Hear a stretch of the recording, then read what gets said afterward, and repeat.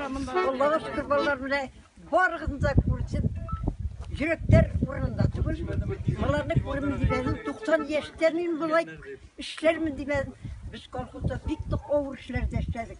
Bik oğurlukla kurgan işler. Böyle şöyle yaşayayım iken. Evet.